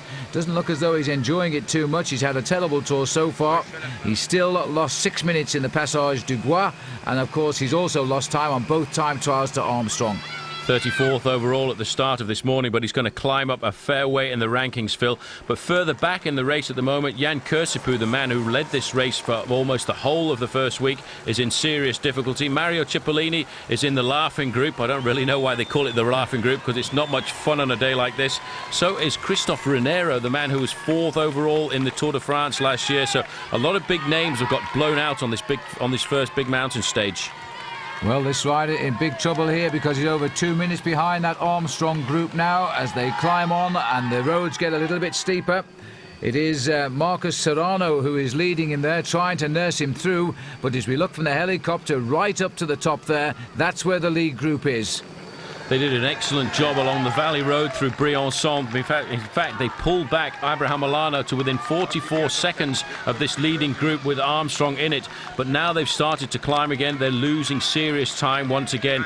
And the attacks, Phil, are certainly going to come towards the summit of this climb, because from the top of the Col de Montgenèvre, there are 30 kilometres to go to the finish in Sestriere. Half of it downhill, the rest right up to the summit in the ski resort. And that's all on Italian roads, and this rider now would love to be the winner there at Sestriere, Ivan Gotti of the Polti team, the recent winner of the Giro d'Italia, but some might say by default after the disqualification of Marco Pantani with 2 days to go. But Gotti also smarting after that crash on the Passage du Bois. And same as Zulla, lost over 6 minutes that day. And Armstrong, I think, must feel pretty content with that big margin between the two of them right now. His face is complete concentration. He doesn't seem worried at all in these mountains. People like Chris Carmichael felt that Armstrong would be stronger in the mountains than in the time trial. Confirmation of the gap back to Abraham Olano's group there, 1 minute and 20 seconds. But the big climbers of the Tour de France here are in this group with Lance Armstrong. 1 kilometre to go to the summit of the Col de Montgenèvre, and he's really doing a great job eliminating one man who he thought was a great challenger, and that's Abraham Olano. And a rider we thought would have been a challenger too, Alexander Vinokourov. He's been dropped a lot earlier than that today and is a long way behind. Contreras setting the pace now, hoping that SKT might do something later on. Off to the left there is Dufault in the white jersey instead of the red jersey of Seiko Cannondale. Vironk again just following the wheels and waiting to see that banner and sprint for the King of the Mountains points. There's a huge crowd here now because we're looking down at France, but in the distance is Italy. Once they go over the summit of this climb, they go through the French border, and then as soon as they begin the descent, they go through the Italian border. And the descent down into the valley below Sestriere, Phil, is normally a pretty tricky one, but it is still damp down there because of the rain that we've been experiencing throughout most of this afternoon. And we've had some torrential rain at Sestriere. At the moment, the sun has come out, but here in the Alps, the weather changes so quickly. This is an amazing select group of climbers here now. Beltran has given everything here in the hope that he can soften up the opposition for Alex Zulla. Virenque looking as cool as a cucumber as ever, and the same has to be said of Lance Armstrong. He didn't panic when the attacks came on the Cols de Glibier and the Col de Telegraph. He allowed the moves, he's come back into the action, and now Virenque is going for the King of the Mountains points here. Looks across, Armstrong allows nothing to move. Armstrong very attentive, just waiting for any acceleration from these climbers. He used his team perfectly as Virenque goes over the top to get maximum points there. He waited until the last possible moment, and then when he had to assume control, he went away on his own and countered all of the moves. He's riding like a real champion, like a real master tactician. That's why he's used his team, and now he has to assume control at the front of the race. Well, he must have frightened the Spanish climbers here now because they've seen the strength of Armstrong on these mountains today. He's ridden himself right back up to them. He's controlled them. He's alone now, and they've achieved something. At least they've isolated him, but he's proving to have all of the strength so far, and there's only one climb left to come to the finish. The final climb of the day, and in fact it was on the descent, Phil, that those two riders got clear. But on that descent there were several crashes. One of them was Mario Cipollina, the other was Pavel Tonkov. But this is the most dangerous thing for Lance Armstrong, the attack from Fernando Escartin and Yvon Gotti. These guys surprised Armstrong on the descent, and they're in front by about 25 seconds. Well, these two took tremendous risks on slippery roads coming down, and the gap just simply opened up between them. There was no real acceleration, they just took risks, and the gap has opened back to the Armstrong group. There's the Armstrong group, and two climbers unusually breaking away going downhill now have the advantage here on the way up to the finish. But this chase group here trying to reorganize itself. There'll be nothing from Contreras now because he's got his man away. Looks as if Arrieta has disappeared from this group. This is the face of Abraham Olano already on the early slopes. He's trying to ride off the group that he was with. He's limiting his losses today. If he wants to finish in the top three when we get up to Paris, he has to try and make sure he doesn't lose too much time to the other climbers on the mountain passes. Well, this is Kurt van der Wouwe who's giving the Lotto team some hope that they have finally got themselves a climber on that team. Well, look at that. Armstrong has gone. He must have read our caption. 32 seconds to the two leaders, and he must have realised that is enough. He's now gone. Now, can they answer this one, Paul? Because the acceleration of this man is incredible. He's looking so good. That was unbelievable. He took a few risks going up through the inside there because somebody could easily have closed the door on him. The reaction came from Contreras to try and pull it back. He's gone round that corner so quickly. He's taken it very wide. Alex Zula's the man who must respond. 161, the white shirt there on the shoulders of the Banesto rider. He has to try and get up to Armstrong, but Armstrong is flying away. He's completely broken up that group now. Contreras has tried to go, even though he's been sitting at the back since his team captain went up the road. But I don't think he's got the legs now. I'm not so sure Zula has either here. Escartin and Gotti are the two riders out in front, but the acceleration of Armstrong is absolutely frightening here.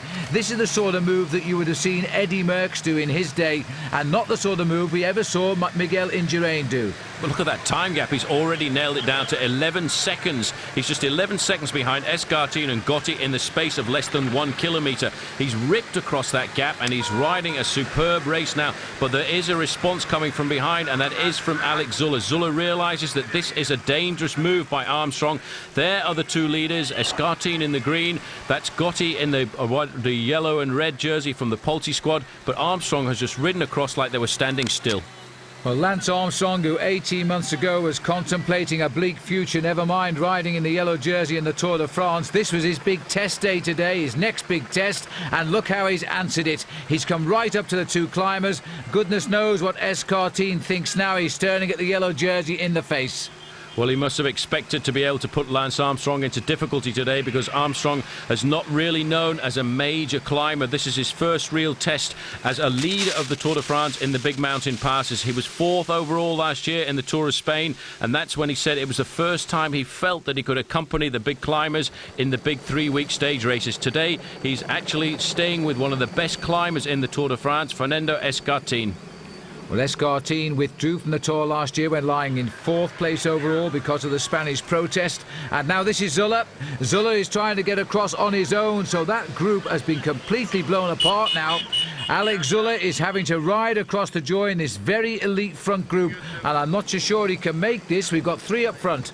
Well, it's amazing to see that Zula hasn't laid down arms. You know, he had a very hard time after the 3rd day on the Tour de France when he lost over 6 minutes through the Passage au Gois, but he stayed in the bike race, he stayed concentrated. He was second to Armstrong in that time trial around Metz, and now he's trying to keep himself in the overall rankings because whatever happens, even though he's so far down, Phil, he's climbing up the standings today. Gotti now launching an attack. He's put Escartin into difficulty, and look at that, how Armstrong responded. He just moved up alongside Gotti to say, don't worry about it, sunshine, I'm in pretty good shape today. Well, around this corner here now, they might be able to see the chalets of Sestriere. This has been a good recovery by the Banesto rider. Zula is inch by inch coming back up alongside these 3 front runners. So that leading group of 9 is now a very select front group of 4. Well, almost anyway. Gotti again trying to put the others into difficulty. They've looked over the shoulders and seen the return of Alex Zülle. But this is a great ride. This is what a champion is all about. It's all about not panicking when you're put into difficulty on a climb, finding your rhythm and riding yourself back into the bike race. Alex Zülle has done exactly that. He couldn't respond to that first attack of Lance Armstrong's, but once he got himself into his own rhythm, a good climbing rhythm, he's pulled himself back up to the leaders. Armstrong now taking up first position on the road. Well, that's what the man in the yellow jersey should do, is show everybody else who's boss. This has been a fantastic day of riding for Armstrong so far. Never panicked early on. He's joined the front line of action and now dictating the pace, and we're heading up towards the finish. Armstrong really doesn't have to ride at the front now because it's the other three who should attack him, but instead he's just driving this pace on. I do believe he's trying to crack Gotti. Gotti was talking to his team manager there, just looking across at the Pulte team car, just having a few words to say. Sorry, Sunshine, he said, I can't attack. I'm just happy to stay here on the wheel of Lance Armstrong. His face is a picture of concentration. He's not showing any emotion at all. He's getting on with the job in hand. He's concentrated on getting those pedals round as quickly as possible. And again, Phil, he's reminding me very much of Miguel Indurain, the way he's pedaling. There's Johan Brunel coming up alongside in the US Postal team car. Few words with Lance Armstrong. Let's not forget, Johan Brunel has been a great tactician over the first week of this tour. But really, he's got to be surprised by the riding of Armstrong, and he must be worried too that this man is giving away too much energy with the Pyrenees still to come and the final time trial. He's looking at 2 weeks in yellow at this point. And now look at him, he's lifted the pace again. Gotti is in trouble, and Escartin isn't looking too happy either. Gotti couldn't stay on the wheel of Lance Armstrong, and it was up to Fernando Escartin to respond. He's losing 2 or 3 bike lengths there, but that's not a problem. He's going to close it down on Lance Armstrong because he is a fantastic climber. But in fact, Armstrong looking over his shoulder, he's seen he's got the gap and he's going to keep going. I think you're absolutely right, and in fact Armstrong here is just lifting his pace, and he's just riding 3 of the finest climbers in the world off his wheel, and he's jumped out of the saddle. He's suddenly accelerated, and look at the gap. Well, he couldn't believe it. He looked over his shoulder and saw that he had a gap. He could see that they weren't responding to him. And that's when he got out of the saddle. That's when the attack came. He already had 10 lengths advantage. This is phenomenal. He's out of the saddle, pushing it home now. And this is when he's really got to stick the knife into the wound and go for it to the summit of this climb. The first day in the mountains come down with a big hammer on the head of the climbers. Well, Armstrong came to the Tour de France as an outsider, possibly to finish well up. But now he really is looking like the possible winner of the Tour de France here. He's won both time trials. He's now heading up to a likely victory here at Sestriere. If you can win the time trials and you win the mountains, well, there's not much left but to win the Tour de France. And here's Sestriere. There's the finishing line up there. He has ridden these riders off his wheel. Further down now, Richard Virenque, the new leader in the King of the Mountains, riding with Contreras. Armstrong is looking very controlled. He's not in any difficulty at all at the moment, Phil, and it's quite remarkable to think that he's turning Sestriere into Beech Mountain. Beech Mountain, the mountaintop finish where he won in the Tour du Pont back in 1996, and today he's really riding away from the best in the world at the Tour de France. And when you think what he was told in 1996, it's remarkable to see not only him wearing the yellow jersey, but actually trouncing the field at the Tour de France. Well, it wasn't far from Beech Mountain, North Carolina, in Boone, where Lance Armstrong found himself last year after going home from Paris-Nice, and he's come back. He came back and he finished 4th in the Tour of Spain, 4th in the World Time Trial Championship, 4th in the World Road Race, and that surely gave him the confidence that he could ride a great Tour de France. His whole season has been focused on it, and now Zülle is seemingly the only man between him and victory in Paris, because here he goes. He's dropped the other 2 and he's trying to reach Lance for the 2nd time on this climb. Unbelievable. Alex Zülle will not give up. He will not lie down at the side of the road. He realises he has to try and keep himself in the bike race. Anything can happen to Lance Armstrong over the next couple of weeks, so he has to keep riding hard. But Armstrong is opening up the gap right now. It's 30 seconds from Armstrong back to Zülle, and this is a phenomenal ride. We always said that the stage to Sestriere was going to be an epic ride, and it is an epic performance here by Lance Armstrong after winning the time trial and coming back on the first day in the mountains with the yellow jersey and riding so dominantly. I can't remember the last time I saw a yellow jersey ride like that. Well, this man is now proving to be quite unbelievable here, because he's broken clear of everybody. He's eliminated them one by one on the mountains of the Alps today, over some of the classic mountains of this race. He's now in the last kilometre of 213.5 kilometres today, and he could well now be the winner at Sestriere. I do not see anybody coming back. He's 25 seconds ahead of Alex Zülle. And the most important thing for Armstrong today is he's opening up time gaps again on every one of his challenges.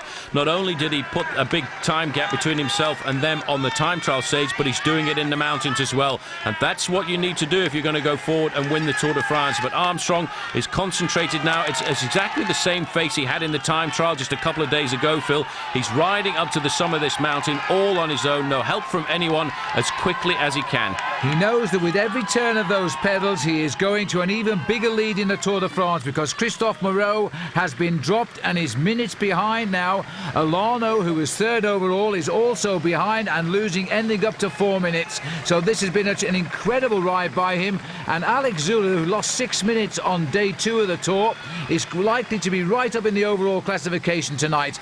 That's where we are, right on the far right of our picture. And this man, Lance Armstrong from Texas, is going to win a mountain stage. And Paul, even in the great days of Miguel Indurain, he only ever won the time trials. That was all Miguel did. He planned his strategy to be on the time trials and just to survive in the mountains. He never went out with a real fist to try and take the mountain stages like this. Armstrong is riding a phenomenal race here.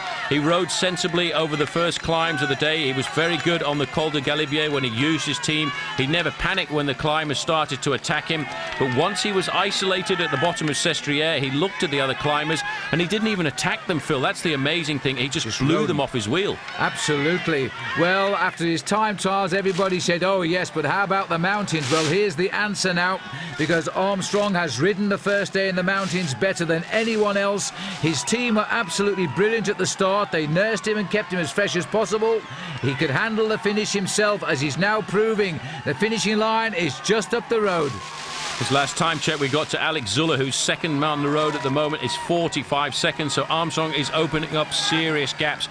Very shortly he will get right into the town of Sestriere, and for the first time since the Valley, the road will flatten out a little bit and he will get a chance to breathe a little bit more freely, because then he will know that he's going to get the stage victory and increase his lead. The Stars and Stripes, they're all over France and Italy now, Phil, because this man is starting to get himself a pretty serious following. But it's a long time since it flew for the leader on the yellow jersey of the Tour de France, and now it's flying for Lance Armstrong. This incredible fairy tale for him, as he now pounds the road of Sestriere to an increase in his overall lead in the Tour de France. Armstrong has ridden brilliantly as he comes up towards the line. The rain has started to come down again. It's been off, on, off all day. But Lance Armstrong isn't going to worry about this, because his day is almost done as he races into the Italian village of Sestriere, where some of the great champions have won here in the past. But this man has got to be one of the greatest now. He looks over his shoulder. He will see no one. Zülle is around about 30 seconds behind. He does up the zip on his maillot jaune, and he's going to feel very safe tonight, even though we have a really tough day to Alpe d'Huez tomorrow in the mountains.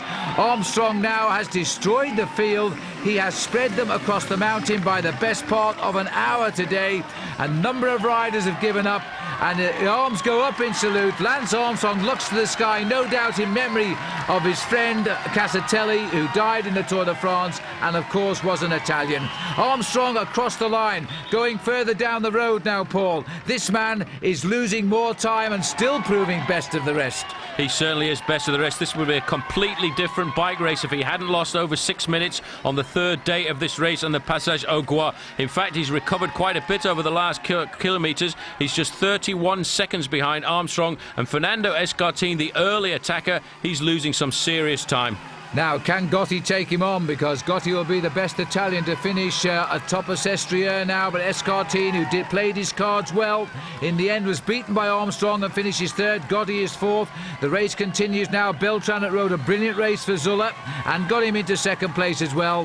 He comes over ahead of Richard Virenque, and Contreras will come over in seventh place.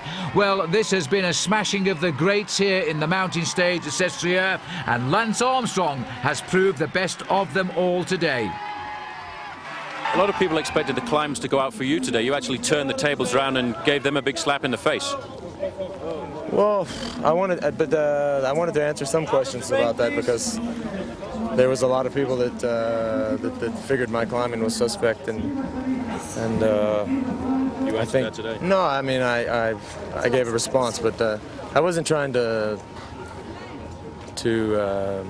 shove it in anybody's face. I just wanted to.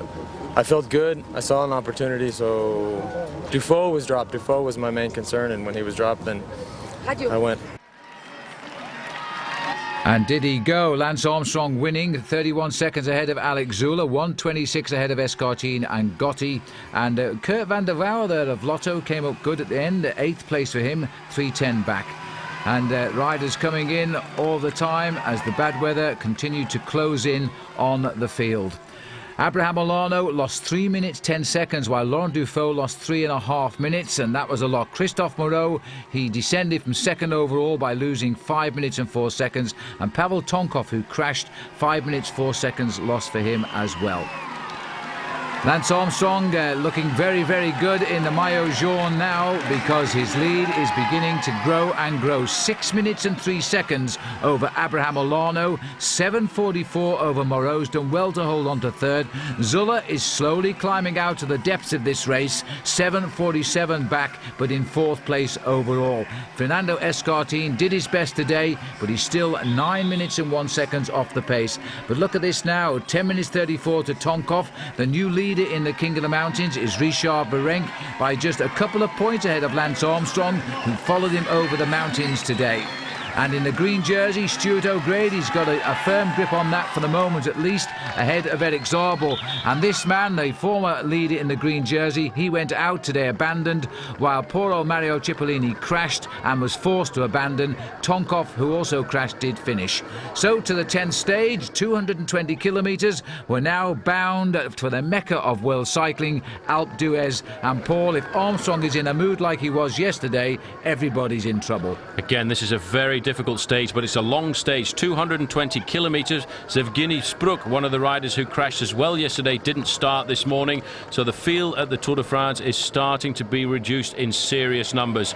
But over the first climbs, the riders didn't really want to race, Phil, but already several riders were put into serious difficulty, and one man who it's reported is not in very good shape is Axel Merckx. Well, that really is sad, because Father Eddie is following in the team cars today, watching son Axel. But it's Bastille Day, by the way, and we've not had a French stage winner yet. The last Frenchman to win on Bastille Day was Laurent Jalabert, and he isn't even here.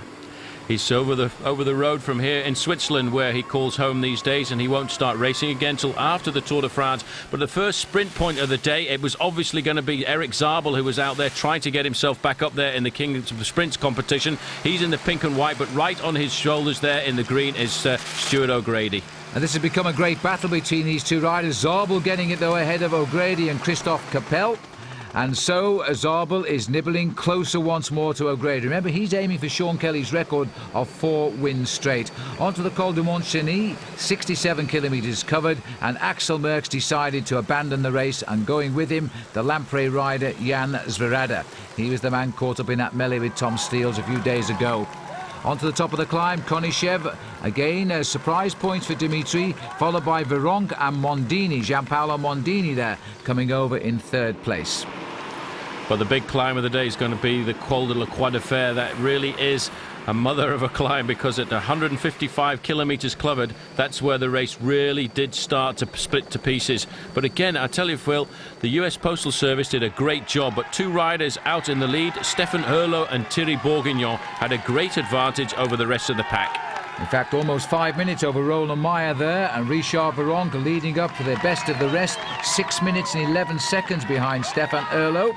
Remember that Herlo is trying to get a French stage win here. They haven't had one yet, as they're heading out now towards Bourg d'Oisans and up the climb of Alpe d'Huez. And that's where we are now, and these 2 riders, Paul, are still clear.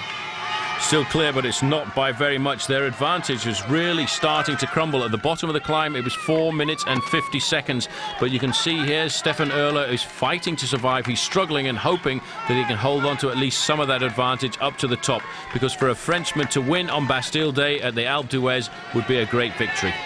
Well, they got away at 77 kilometres covered today. Oehler and Bourguignon, there's the devil. And it looks to me as though he may have put the curse on Bourguignon, because he doesn't look at all well, and he's looked as though he's been suffering since this climb began.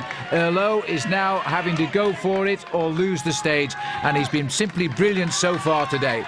Stefan Oehler has been in 1 or 2 good breakaways since the very start of this Tour de France, so hopefully Mother Chance will smile on him this afternoon. A former wearer of the yellow jersey in the Tour de France and a former national champion, but that is where he has to drag his body. Alpe d'Huez, 22 corners to get yourself up to the summit. At the bottom of the climb field, the main field is already starting. And just look at this. Again, Armstrong is here in a great position, and again he's left with just one rider to look after him, Tyler Hamilton. This is Roland Meyer coming back. He tried to catch up with the other two. He's failed. And just look at the way Hamilton has attacked the slopes of Alpe d'Huez there, Paul. Unbelievable, great job by Hamilton. But further up the road, the French are all shouting for this man, Stefan Oehler, who is trying to hang on. He's going to lose serious time, but if he can get himself into a good rhythm, he just might do enough to hold on and get the stage victory at the summit of this climb. The former French champion, not too happy there with the encouragements. These spectators sometimes get a little overzealous, and I've seen riders get knocked off by them. What spectators seem to forget is that these riders are going through all sorts of pain here. They're trying to compose themselves, concentrate on the climb, and the last thing they want are people touching them, of course. Oehler continues the climb up here, and there's nobody with him now. Bourguignon has dropped right back down the climb. Oehler, he knows this climb as well as anybody. Back to the chase group here, and again Tyler is riding simply brilliantly in the command of Armstrong. For the time advantage of Stefan Oehler is still 3 minutes and 30 seconds, so he hasn't lost an awful lot despite the big effort on the front of the main field by Tyler Hamilton. Armstrong is riding like a true champion, Phil. He's moving up into second place behind his teammate to show the other riders in this group that he is still strong and he's not worried about any attacks. But this group here is really starting to suffer. This is a group that was caught in between. This is the former champion of France, François Simon. And they are in a little bit of difficulty, I think, because Simon has been yo-yoing at the back for a little while now, although you've got to hand it to him. He's a very courageous rider, and so too is Tyler Hamilton today. He's going to survive as long as he possibly can, but once more he's playing a perfect role here to keep Armstrong as fresh as possible. And the speed of these riders on the climb. Unbelievable. You can see on Tyler Hamilton's right knee there's in fact a little bandage. That was because he also was involved in a crash yesterday, as was Kevin Livingston on the descent down towards Sestriere. Well, this is Manuel Beltran, who's gone off that Armstrong group and is trying to get away now. So this will cause a reaction because the group is only just there. Paul, can you remember the last time we saw such a big bunch of riders so near the front? A long time since I've seen such a big group of riders on the slopes of the Alpe d'Huez. But what's happening now is Banesto are trying to take a page out of the book of Kelme from yesterday, the tactical book. They're launching Beltran up the road, and the idea is hopefully if Alex Zula's got anything in his legs, he can jump across the gap, and that will leave then 2 riders from the Banesto squad in front of Armstrong. And again, they seriously want to try and test him on these climbs. They realised he was impressive yesterday, but they reckon if they can hit him 2 days on the run, they might have had a chance to crack him. Well, it's so often been proved in the past. You have one good day, then you have one bad day in the 2 days of racing in the Alps. And Armstrong had a simply stupendous day yesterday.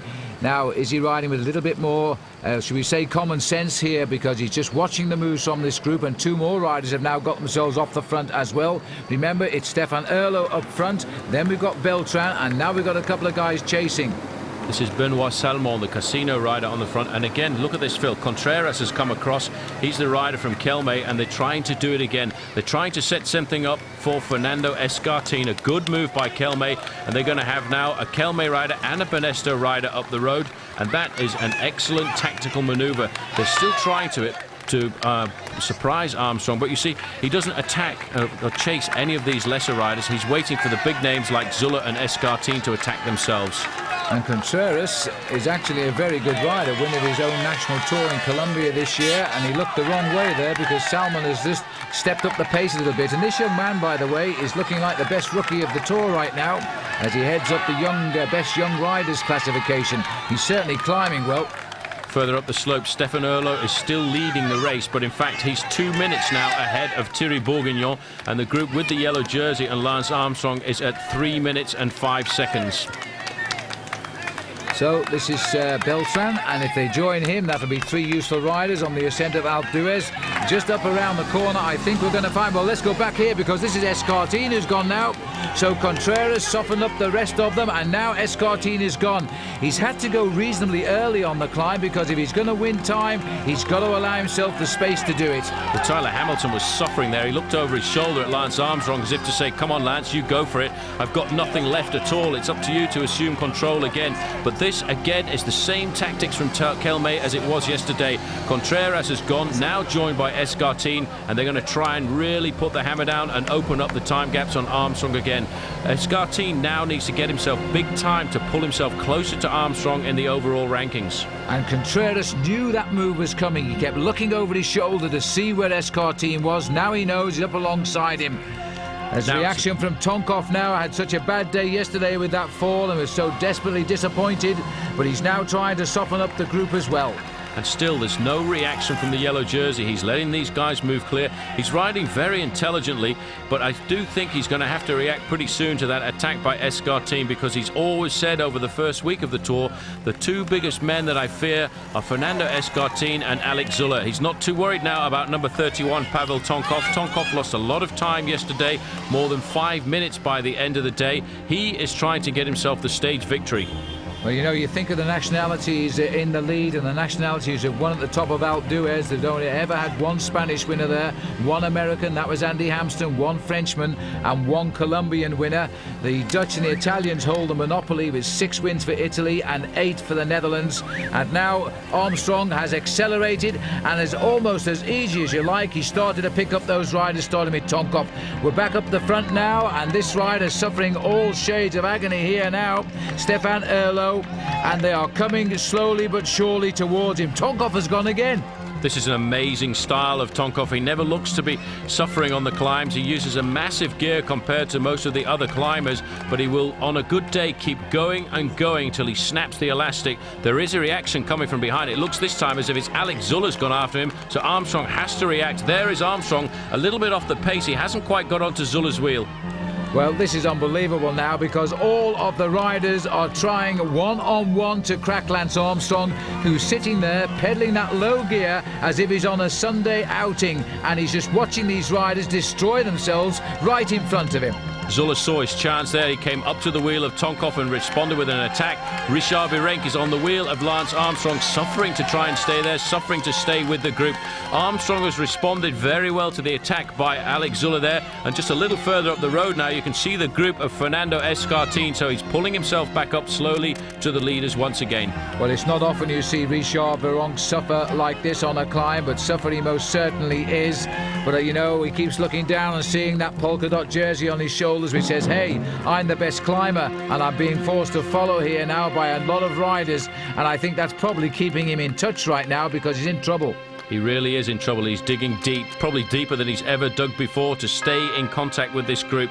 Up the road, though, just 7 kilometres left to go to the finish for Stefan Erlo, and he's still holding on to 1.5 minutes of his advantage. If he can get just a bit closer to the finish, he may well pull it off for the French. Caught in the middle, though, the man who is becoming a real favourite with the crowd, Thierry Bourguignon, you can see they are right behind this Frenchman. He's the oldest rider in the race at 37 years of age, and he's nearly always finished his tours, and he's finished up as high as 20th in the overall standings. He's a class bike rider, but he's about to be picked up by a lot of class bike riders here who have attacked one another all the way up these slopes, and they've regrouped, believe it or not, as Bourguignon is now being caught by them. This is absolutely incredible here as first Beltran goes through, followed by Alex Zuller. Look at the tempo of these 2 riders on the Spanish Benesto team, and Beltran still looks good. Once you've got the pressure on, you have to keep it up there, especially on a slope like the Alpe d'Huez. Escartine moving up very nicely into 3rd place, and Armstrong is in 4th in the yellow jersey. They're keeping a very close eye on operations. He's responded to the attacks. They came on the back of this group. There's a recovery there from Giuseppe Guerrini, the Italian rider on the Telecom squad. He was dropped earlier on, but he's managed to pull himself back into the race, and still Stefan Erlo is hanging on. Oh dear me, clinging is the word now, and it's not nice to see a German flag waved at you either. But look at this, 4 kilometres from the summit. He will see the chalets now right up the top of Alpe d'Huez, and 4 kilometres on the road would take him about 6.5 minutes. But here, it's going to take him a lot longer than that. They're right behind him. They're right behind him. 15 seconds is the official time cap coming from race radio. Armstrong still looks calm and collected. He'll be happy with today's performance. The closer he gets to the finish, the more confident he's going to feel. And he may well have a go at trying to get the stage victory today after that magnificent win yesterday at Sestriere. But there is the man who set the race alight, Stefan Erlo, Phil, and it's all over for him on Bastille Day.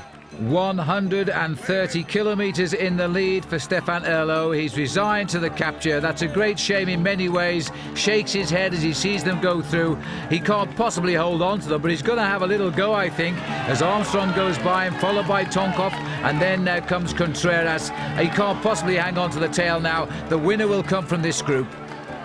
Beltran on the front, 163 from Banesto. He's keeping the pressure on. He's probably hoping that the win can go to their man, Alex Zuller. That is where they still have to climb. It's a horrendous climb. The attack now comes from Guerini. He's been sitting at the back, and he might well cause the surprise. The reaction, though, comes from Tonkov. He wants the win as well today. Well, Tonkov's still smarting after his bad day yesterday. He's done nothing but attack on this climb, but all of a sudden he eases up. He hasn't got the answer. Alex Zuller looked at him and didn't like the way he sat up there, because he allowed the gap to open, and he's caught Zuller too. Zuller is winded as Guerini just looks over his shoulder, and looking at his face, he looks pretty cool at the moment.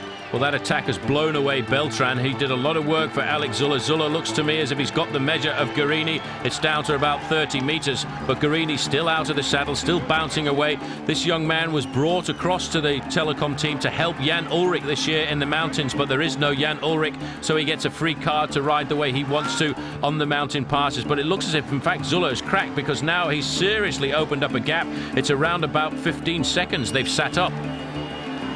Well, Guerini starts to go clear now, but what a select group they've got behind, and they don't know how to break each other up at all as they continue to come up. Now, Guerini is not going to upset Lance Armstrong's overall lead in the Tour just yet, and so there's no reason for Lance to counter the move. It's the other riders in the group who have to attack if they want to get the stage victory. Everybody wants to have a stage victory at the Alpe d'Huez on their palmarès. There, Tonkov has decided he's not going to lay down arms. He's gone clear, and Richard Virenque, I don't know where he's getting this strength from, Phil, but he has recovered, chased immediately by Escartine, and they looked as if, in fact, they put Armstrong into difficulty there with these constant accelerations. Armstrong doesn't seem to have the repetitive accelerations that the climbers have, but he lets them go and he pulls himself back slowly into the group. Winds them back in, and still Richard Virenque is tagged onto the back. There is Lance Armstrong, the perspiration running off him. Giuseppe Guerini is the man up front, chased by Pavel Tonkov. Escartine is still there on the left. In the middle is Alex Zuller, also there. And it looks as though Tonkov now back in the fold at the head of this little group. Well, here is Guerini. Now, the last race he won was back in 1998. He won the 17th stage of the Giro d'Italia. Now he's looking to try and win the 10th stage of the Tour de France, and that would be a first. Another acceleration by Tonkov. Tonkov really wants it. He knows that he cannot slow down now. 20 seconds is the advantage of Guerini, and Tonkov has decided, I've got to go now. I've got to try and get the win at the top of the Alpe d'Huez for Russia. The response coming from behind, but now it looks as if Tonkov has broken the elastic, and he has managed to get away from the other leaders of the Tour de France, and they will now, Phil, start to watch each other. Escartine is going to watch Zuller. Zuller is going to watch Armstrong, but for this man, Guerini, this is what he's been waiting for. The red kite, the Flamme Rouge, just 1 kilometre left to go to the finish. His advantage 20 seconds over the rest. And now it's just 900 metres from the finish, and what will be the greatest win of his career here. And what on earth has happened? Good, I don't know what to say, because Paul, that guy just stood in the middle of the road, and Guerini has hit him. Now he had 20 seconds, and the time gap is coming down rapidly. They'll come back pretty got quickly, his, Phil. They've managed to get a bit of a recovery there. This is how it happened. That photographer there stood in the middle of the road. He didn't realise the distance. Guerini went straight into him. He must have really panicked when that happened. In fact, the guy who knocked him off didn't even try to help him back onto his bike.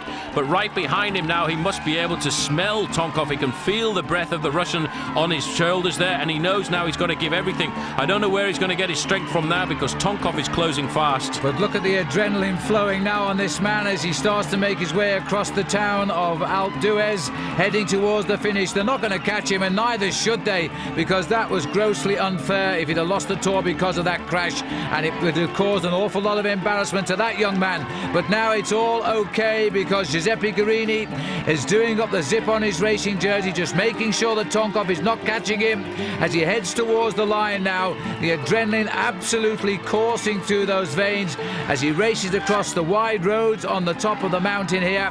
This is the last left-hander now, where Greg LeMond once came around with Bernard Hinault, and they tried to get a dead heat, and the judges gave it to Bernard Hinault. An American again in yellow, but this man well deserves the stage win now. He wasn't foiled by the accident to the photographer. He keeps looking back, he knows they're coming close, but it's all okay for Giuseppe Guerini. 29 years of age, and his biggest win since he got the 17th stage of the Giro d'Italia, which is over 1 year ago. And look at that time, what a long day this has been, but Guerini gets the win. Incredible performance. I don't know where he got that strength from, Phil, over the last few moments. Tonkov was closing down on him, but Tonkov himself slowed down towards the end. Tonkov is going to hold on for second place, but there's a big attack coming there from Fernando Escartin, trying to get just a few more seconds on Armstrong, but it's Zuller taking up the chase, and Armstrong's going to be pretty happy there to sit across the line in 5th place. So Tonkov comes in, and Armstrong will be given the same time as that group, so all of the men who matter are right there alongside him. There's the result, Guerini by 21 seconds, 4 seconds better than Escartin. This man is all smiles, but he could have been so very, very different. Sì, ho visto che si è messo in mezzo alla strada per farmi fare una foto, poi io ero indeciso se passare a destra o a sinistra, e per tagliare la strada e farla più corta sono andato a sinistra, e lui si è spostato proprio a sinistra e mi è venuto addosso. How embarrassing was that? Well, Lance Armstrong came into the Alps with a lead of 2:20 over Christophe Moreau. He's going to leave them with a lead of 7 minutes 42 over Abraham Olano. And can you imagine how happy Lance Armstrong is now? Well, as he salutes the crowd here, we can now join him as he talks once more with Paul Sherwin. Do you not like to have won at Alpe d'Huez, because the last American to win here was Andy Hampson, your former teammate?